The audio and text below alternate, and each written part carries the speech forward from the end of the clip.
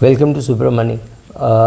In the world of personal finance, unfortunately or fortunately, there are no clear answers to the questions that you ask, right? So it is so different for each person that it is difficult for one to say that this is right and that is wrong. For example, we keep saying invest in experiences, that is better than investing in things, right? So the choice between investing in, say, a watch, maybe costing $1.5 lakh, and a camera which is again costing 1.5 lakhs, which one should you invest, or should you take a vacation? Now the question is, for some people the watch could be a fantastic way to get some experience. Maybe it's a 5 lakh rupee watch. Let's increase the stake. It's a 5 lakh rupee watch, it's a 5 lakh rupee vacation, or a 5 lakh rupee camera. Which one would you take, right? So typically the financial planner answer has to be take a vacation, because that is what you will remember. But look at it this way, the camera is not just going to sit in your bank account, right? It's not a mutual fund that it will keep appreciating. In fact, it's an asset which will keep depreciating. But the camera could be a very good reason for you to go out and take photographs, which is an experience. So to get the experience of going on a vacation, being happy, this camera is going to be very helpful. So should you buy a camera? Or for some people, going to a party and talking about watches, having a great watch collection, that could be the experience. So it's very difficult to choose between experience and things, because you do not know how the thing is going to help, right? So for example, I know somebody who has invested in a sports team.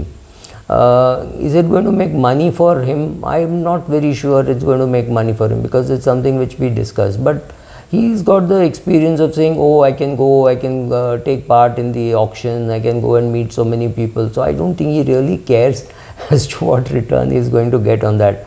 And that's not an investment. For him, it is fun. It is fun of having invested in a small team, right? I'm not mentioning which sport or anything, but just he's invested in a small team.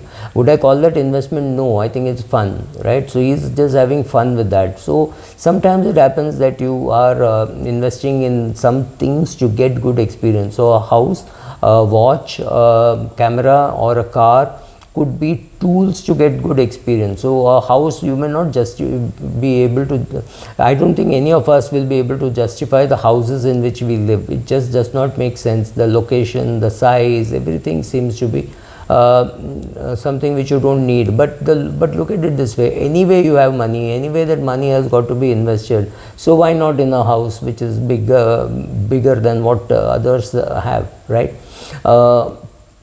So should you invest in things, should you invest in experiences? It each depends on person to person.